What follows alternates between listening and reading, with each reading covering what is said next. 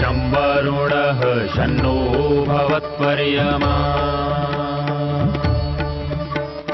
शन्न इन्द्रो बृहस्पतिः शन्नो विष्णुरुक्रमः ॐ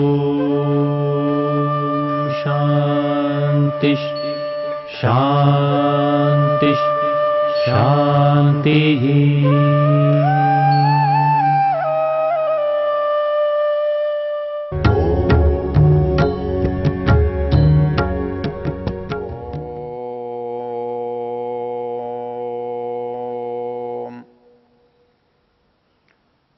हम ऋग्वेद के 10वें मंडल के 34वें सूक्त पर विचार कर रहे हैं।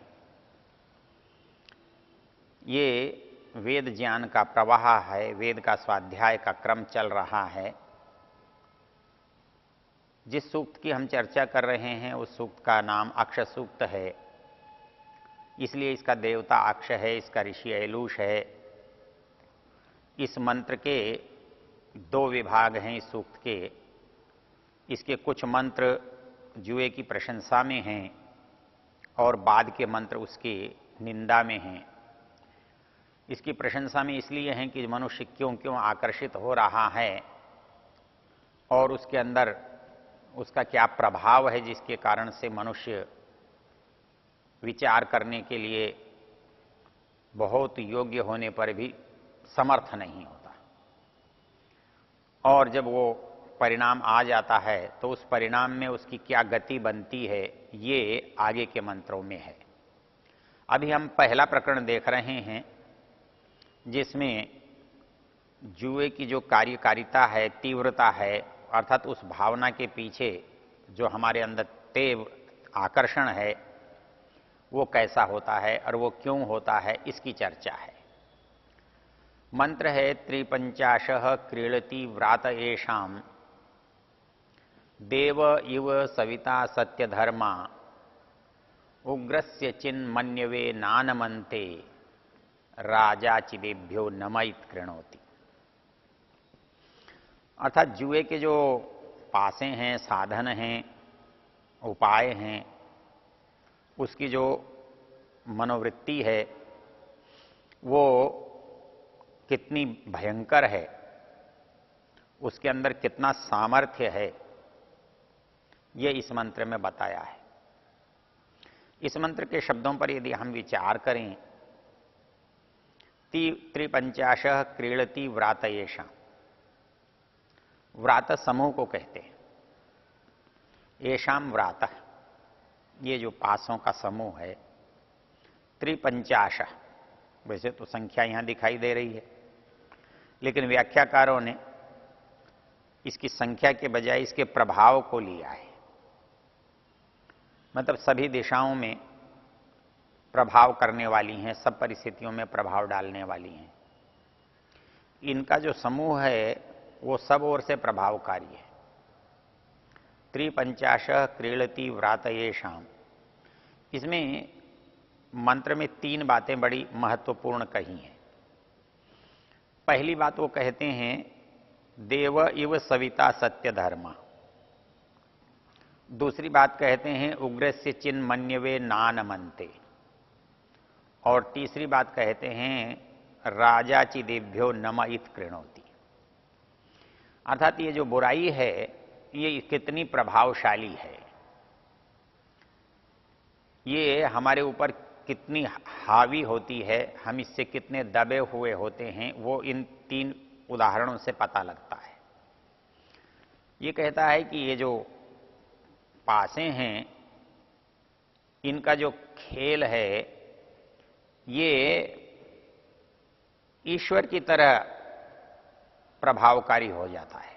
देव इव सविता सत्य धर्मा। सविता सूर्य को कहते हैं। जैसे सूरज अपनी चमक, अपनी गति, अपनी प्रखरता कभी नहीं छोड़ता, उसके धर्म कैसे हैं? सत्य हैं। अर्थात उसके जो नियम हैं, उसके जो व्रत हैं वो सत्य हैं। यहां देव इव सविता सत्य धर्मा, यहां धर्म शब्द का प्रयोग किया है। और एक दूसरे मंत्र को आप देखेंगे,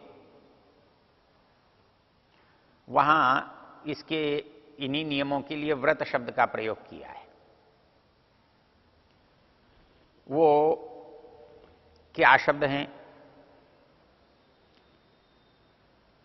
जैसे हम उपनयन संस्कार में व्रतों के लिए प्रतिज्ञा कराते हैं, तो वहां एक मंत्र पढ़ते हैं, अग्ने व्रतपते व्रतम चरिष्यामि।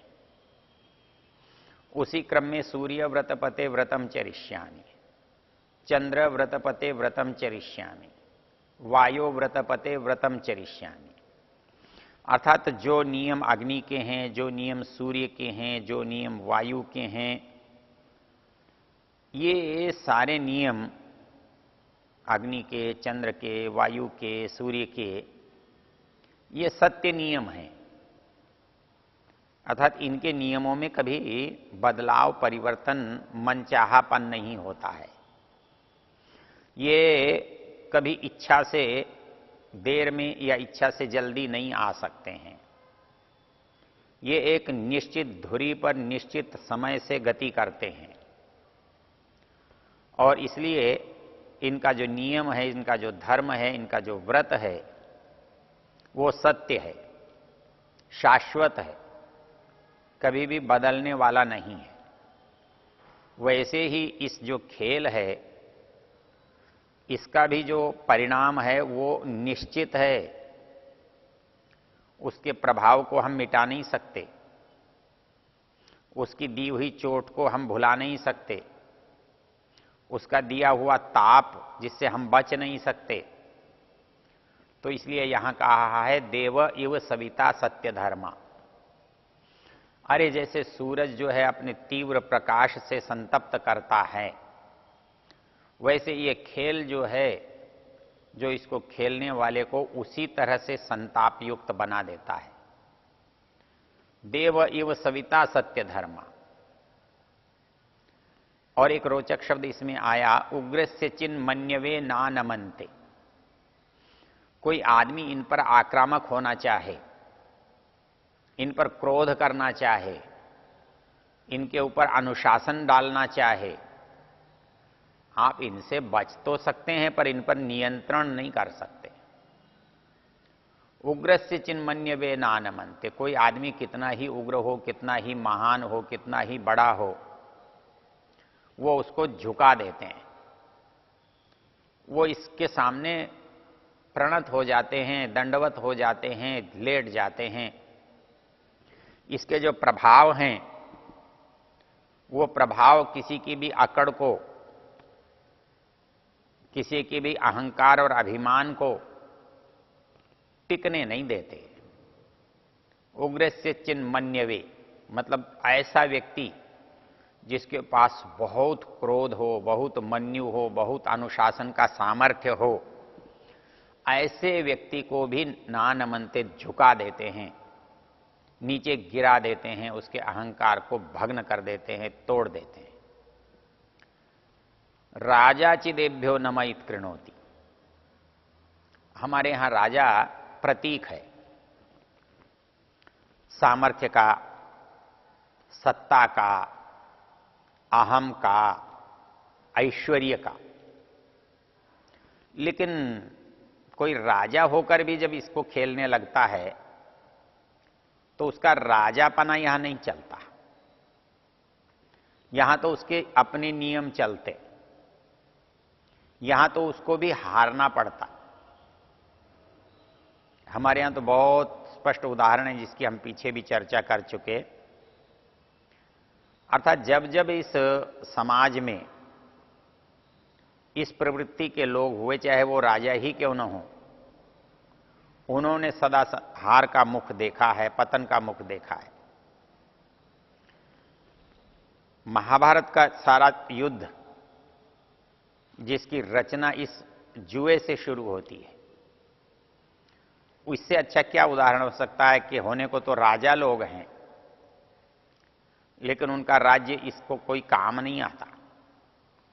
राजा जो है वो इसको हरा नहीं सकता, राजा इसको दबा नहीं सकता, राजा इस प्रवृत्ति के ऊपर अपना शासन अनुशासन नहीं लगा सकता, उसको पराजित होना पड़ता है, उसको हारना पड़ता है, उसको इसके सामने नम्र होना पड़ता है।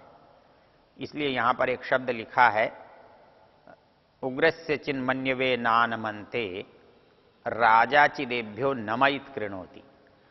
अरे वो राजा भी जो है वो इनके सामने माथा टिकाता है।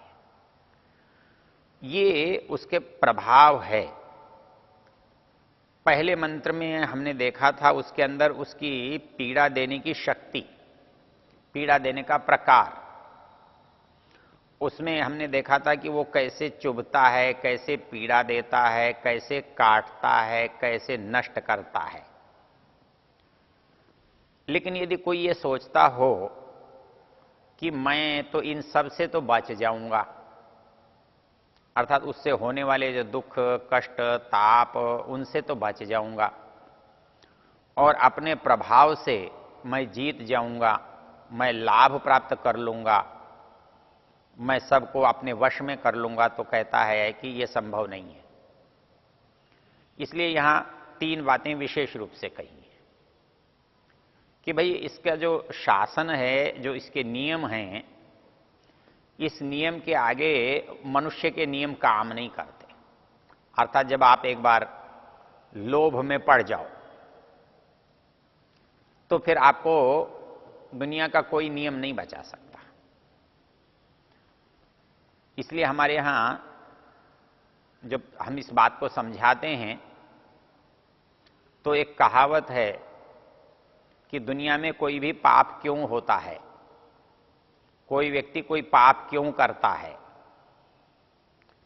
तो इसके लिए एक छोटा सा कथानक होता है कि लोभ जो है वो पाप का बाप है। अर्थात समस्त जो पापी वृत्तियां हमारे अंदर आती हैं ना, वो इसलिए आती हैं कि हमारे अंदर लोभ के भाव पैदा हो गए हैं। वो लोभ के भाव जो हैं हमें अनुचित कार्य करने के लिए प्रेरित करते हैं। एक आदमी जो सहज है, सामान्य है, सुखी है, अपने थोड़े से सीमित साधनों में संतुष्ट है, लेकिन ऐसा व्यक्ति जब ये सोचने लगता है कि मेरे पास कुछ ज्यादा होना चाहिए, तो उसके अंदर एक दुष्प्रवृत्ति पैदा हो जाती है। क्योंकि नियम यह है कि जो मेरा सामर्थ्य है उससे जो मैंने कमाया है वो तो मेरा अपना है, उस पर मेरा अधिकार है, उसको मैं व्यय करता हूं तो मुझे ये पता रहता है कि मेरा इतना है। लेकिन लोभ में ये स्थिति नहीं रहती। व्यक्ति जब लोभ में पड़ जाता है तो उसके अंदर कल्पनाएं जन्म लेती हैं और वो ये सोचता है कि मेरे पास असीमित आने वाला है और वो असीमित आने की संभावनाओं से ही 2 काम करता है। एक तो दुष्प्रवृत्तियों की ओर जाता है और एक अपव्यय करता है। उसको लगता है तो मैं तो अभी कल जीत जाऊंगा तो ये पैसा तो मेरे लिए थोड़ा सा है, छोटा सा है, और इसीलिए वो इस पैसे को जीतने के लिए लगाता भी है और बुराइयों में खर्च भी करता है। तो इस दृष्टि से यहां पर जो मंत्र में शब्द पढ़ा है वो ये कहता है, त्रिपंचाशः क्रीडति व्रात येषाम देव इव सविता सत्य धर्मा। सत्य धर्मा देव इव, अर्थात दुनिया में जिनके सत्य धर्म हैं, सत्य व्रत हैं, उनके समान इसका भी व्रत ही है। अर्थात इसके परिणामों से कोई भी अपने को बचा नहीं सकता, इसका परिणाम तो भोगना ही पड़ेगा। तो देव इव सविता सत्य धर्मा। और बाकी जो 2 विशेषण हैं वो 2 विशेषण हमारे अहंकार को, हमारे बल को उससे ऊपर है ये सिद्ध नहीं करते। अर्थात हमारा कितना भी बल हो, कितनी भी बड़ा शासन हो, कितनी भी बड़ी संपत्ति हो, एक विचित्र बात बुराई और अच्छाई के बीच में होती है। वो ये होती है कि अच्छाई से प्राप्त होने वाले थोड़े से साधन हमें बहुत देर तक सुख पहुंचाते हैं, बहुत देर तक हमारे काम में आते हैं, बहुत देर तक हमारे जीवन को चलाते हैं। इसके विपरीत बुराई से प्राप्त हुए हुए जो साधन हैं वो मात्रा में बहुत होने पर भी हमारे जीवन को लंबा देर तक चलाने में सहायक नहीं होते। क्योंकि मनुष्य के पास जब अच्छे साधनों के अभाव से, बुरे साधनों के काम योग से पैसा आता है, तो मनुष्य के व्यय करने की, उसको खर्च करने की जो प्रवृत्ति है वो भी अमर्यादित हो जाती है। और वहां वो पैसे को व्यय नहीं करता, उसको अपनी भाषा में हम कहते हैं लुटाता है। वो अपने अहंकार को प्रदर्शित करता है अपने धन के माध्यम से। और इसलिए वो जब इतना अधिक व्यय करता है जो उसके सामर्थ्य से परे का है, तो उसे फिर झुकना पड़ जाता है। अतः राजा का धन भी जुए में कम पड़ जाता है और राजा का अहंकार भी जुए के सामने समाप्त हो जाता है, झुक जाता है। तो ये जो दो शब्द हैं, उग्रस्य चिन्मन्यवे नानमन्ते, और दूसरा शब्द है राजा चिदेभ्यो नमयित कृणोति। मतलब जो राजा बनता है, राजा अपने को कहता है, राजा कहलवाता है, सब लोग उसी को नमस्कार करते हैं। लेकिन वो बैठा है यदि जुआ खेलने के लिए, तो वो इनका प्रार्थी बन जाता है, इन पासों के सामने हाथ जोड़ने लगता है। वो अपेक्षा करता है कि ये मेरी इच्छा के अनुकूल गिरे और मुझे विजय दिलाएं। तो कहता है राजा चिदेभ्यो नमयित कृणोति। अरे बाकी की तो बात ही क्या है। यदि राजा भी खेलने के लिए बैठेगा, राजा भी यदि जुआरी बनेगा, तो उसकी प्रवृत्ति भी इनके सामने झुकने वाली होगी, नमन करने वाली होगी। उग्रस्य चिन्मन्यवे नानमन्ते, जो व्यक्ति अपने अहंकार के कारण किसी के सामने नहीं झुकता, जो सबको अपने अंदर झुकाने की बात करता है, झुकाने की इच्छा रखता है, लेकिन वो भी व्यक्ति जब इस धरातल पर आता है, इसके सामने बैठता है, तो उग्रस्य चिन्मन्यवे नानमन्ते, वो भी सारा उसका मन्यु ठंडा पड़ जाता है। तो इस मंत्र के जो तीनों शब्द हैं, देव इव सविता सत्य धर्मा, उग्रस्य चिन्मन्यवे नानमन्ते, राजा चिदेभ्यो नमयित कृणोति, यह उनके सामर्थ्य अर्थात बुराई की ओर यदि हम झुक जाते हैं तो फिर हमें कोई नहीं बचा सकता, कोई नहीं रोक सकता।